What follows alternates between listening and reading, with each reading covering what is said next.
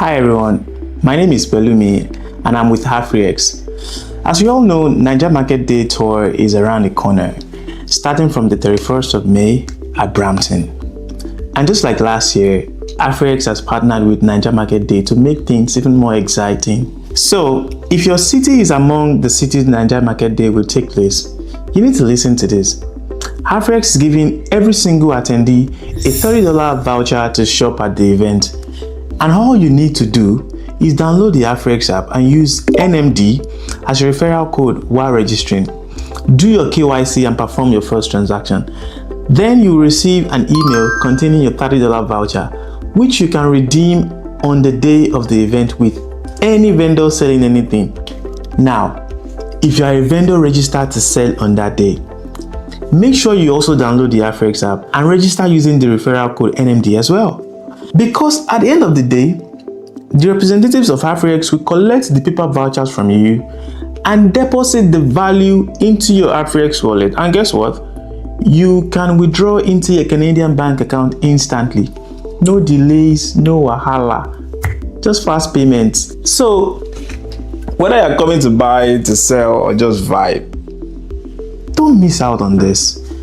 Niger Market Day is happening in Brampton, Ontario on the 31st of May, in Edmonton on June 21st, in Calgary, June 28th, Winnipeg, July 5th, Brandon, July 19th, Hamilton, July 26th, and Regina, August 2nd. Our vendors, get ready. The customers are coming and they've got $30 in their pocket with your name on it. Remember, HalfRex has the best rates and it's as fast like the speed of light. See you there.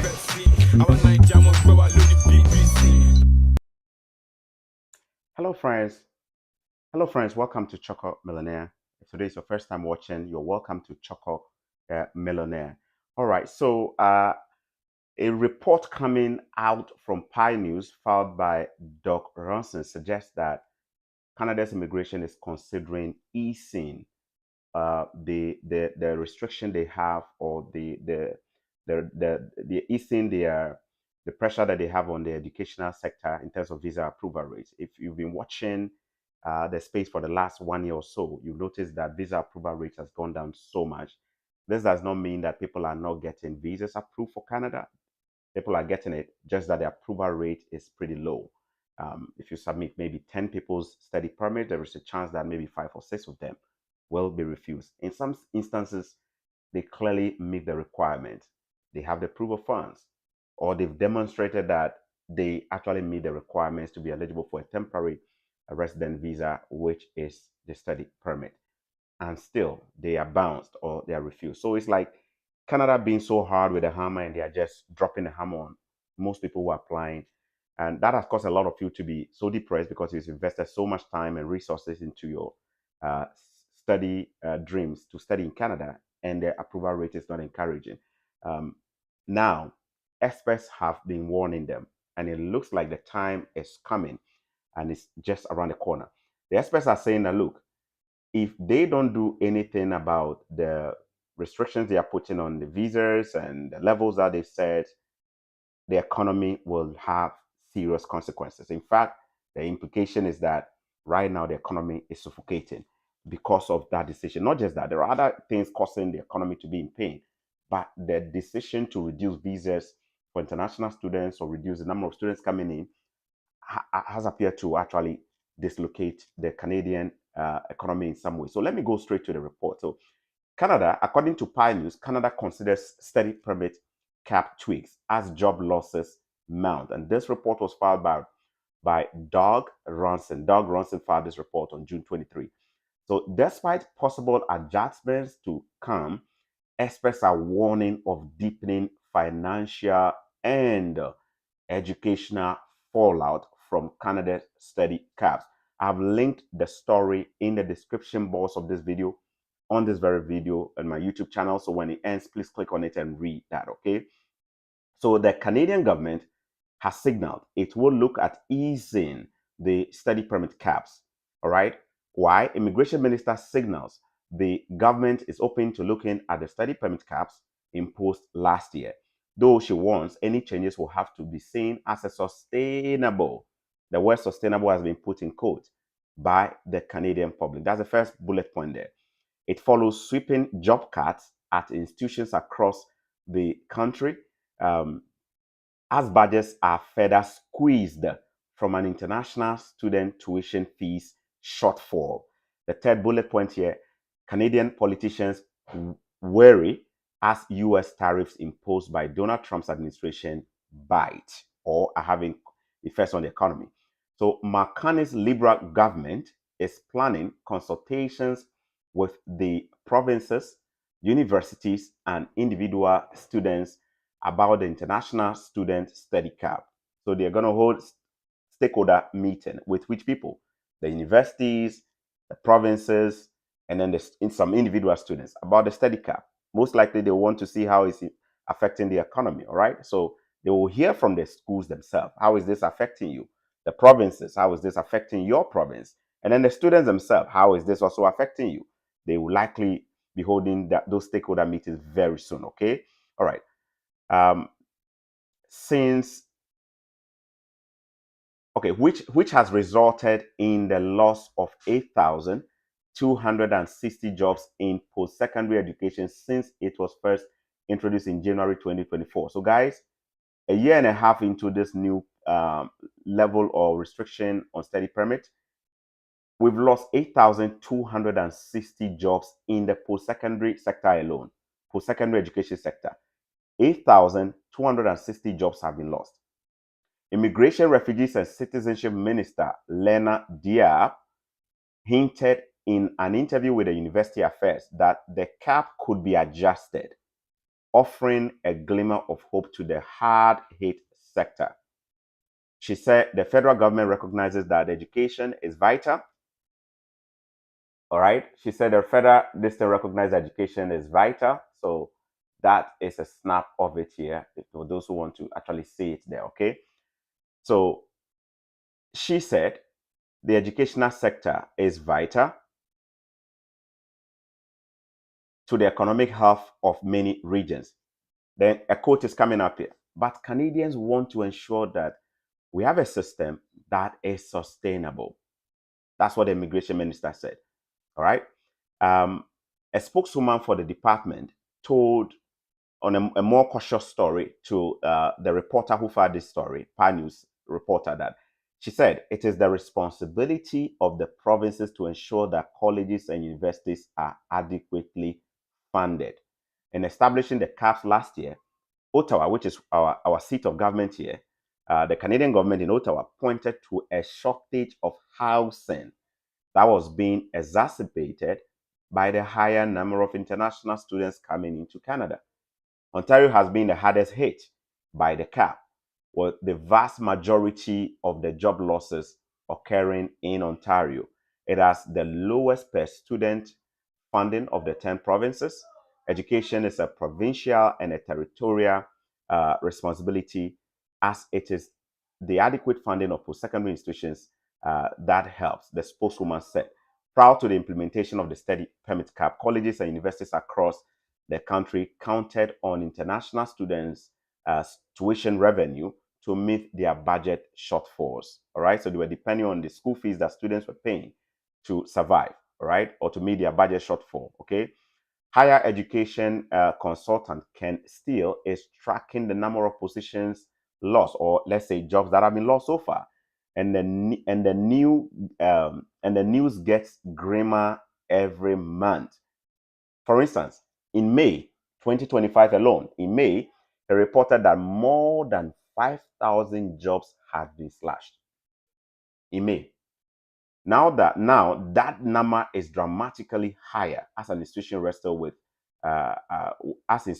financial challenges. Okay, this include what? Layoffs, cuts that have been announced but not implemented yet, and early retirement. Still, the can still caution that these losses are only the ones that have been announced. There may be others that institutions have quietly carried out, which means the schools may have other moves that they may have made to help themselves deal with the shortfall of funds here. that they may not have even mentioned. More than jobs are disappearing. Still said, the financial hit across the country is about $2.7 billion this year. Study opportunities have narrowed, with 583 programs being suspended at colleges and universities. Some of the biggest cuts have been made at Ontario colleges. Some of the biggest cuts have been made in Ontario colleges. Centennial in Toronto has lost more than 750 positions that are jobs. Okay, while Sheridan and Oakville has seen 656 job positions disappear. That's just one school. 656 jobs gone. In another one, 750 jobs or positions gone. What about British Columbia and Quebec? In British Columbia and Quebec, for example, they've also been hit hard. In Montreal, 200 positions have been eliminated at Concordia University alone. All right. And what about McGill University? 401 positions have been eliminated. That means jobs that have been lost at McGill University in Quebec, 401 job losses there announced. They've deleted or eliminated this position because they can't continue paying the people based on the number of international students that are coming in. All right. All right. Now, the federal government, there's a quote here. Let me just put this quote together. Still says the federal government should declare mission accomplished and ease the steady permit cap to preserve employment. What does it mean? Still thinks that whatever they wanted to do, they may have achieved it already within the last 1.5 years, where they dropped their approval ratings or the levels for international students coming into the country, visas being approved at a very low rate.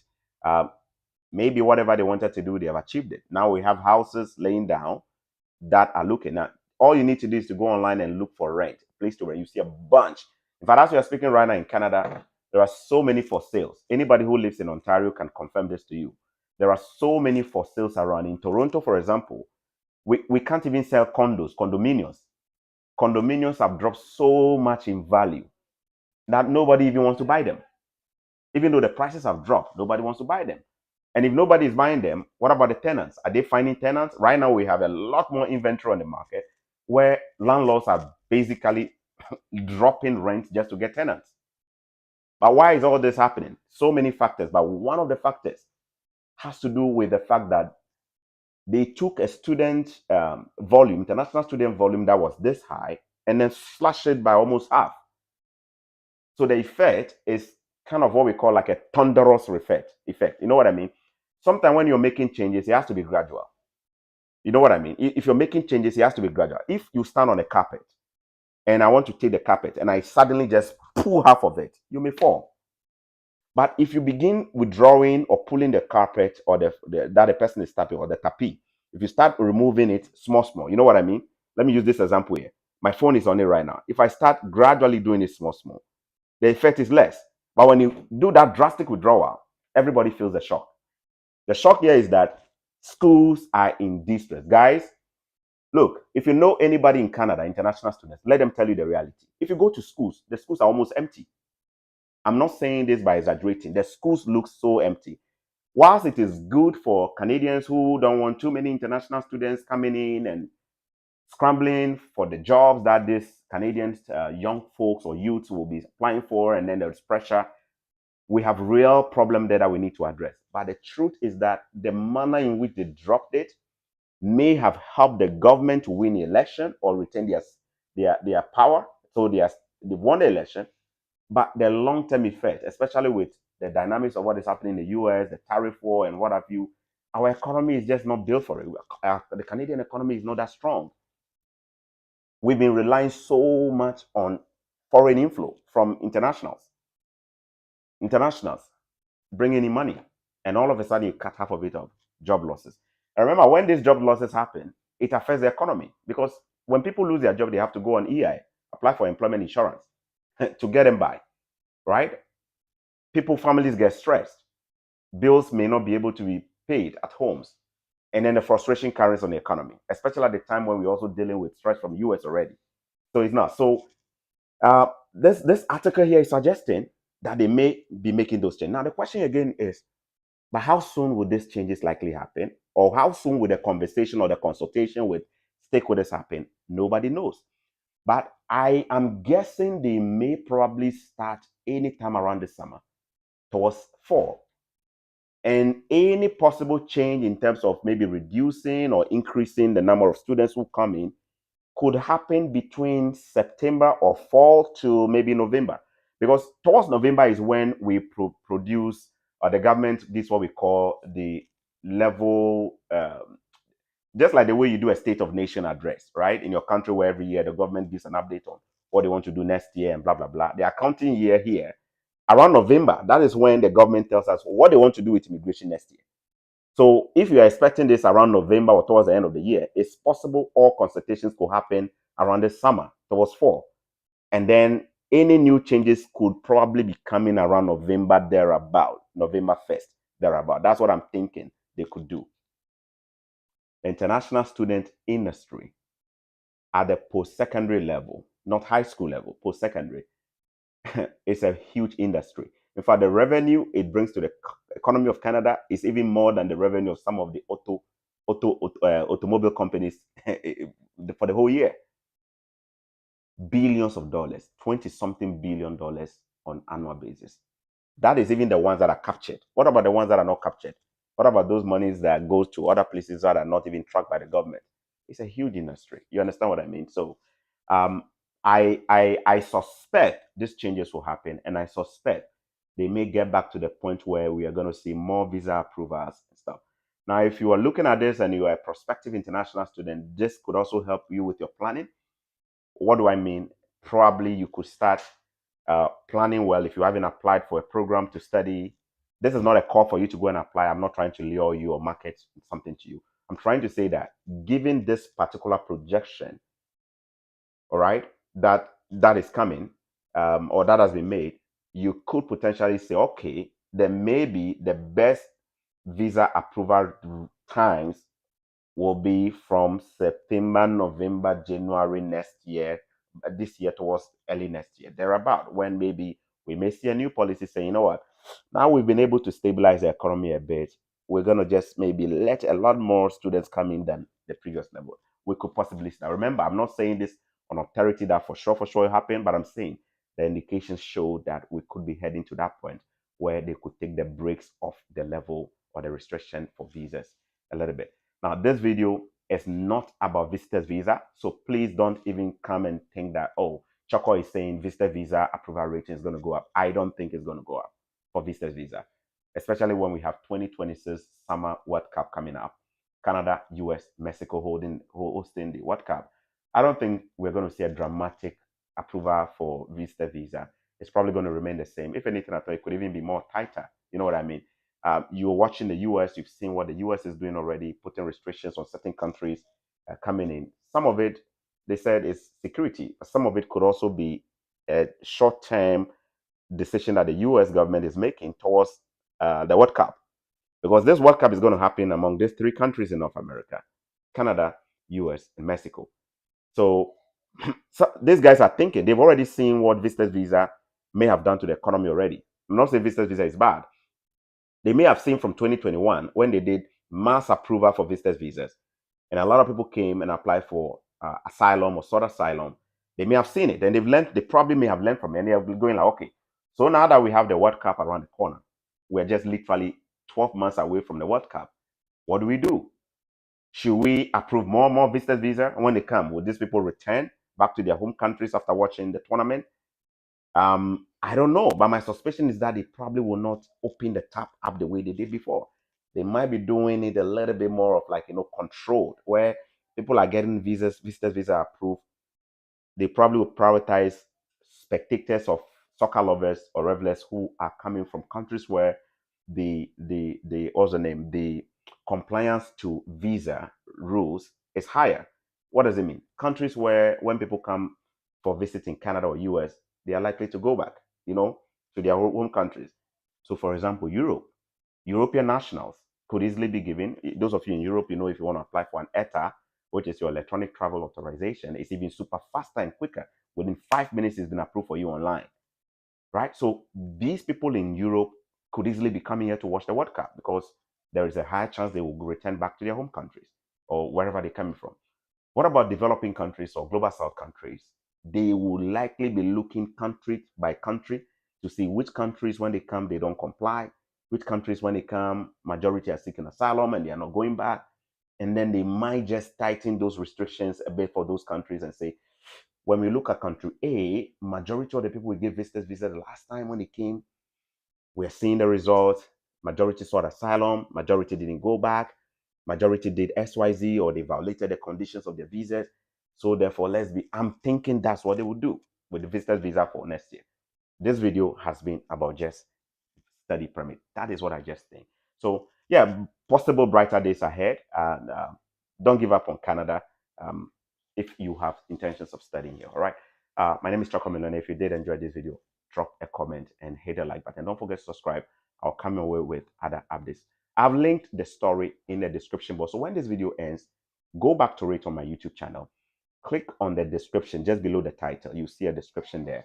Click on it. You'll see the link there. Click on it and take your time and read it and keep an eye on that update. I'll see you on the other side. God bless you. Love you. Bye-bye.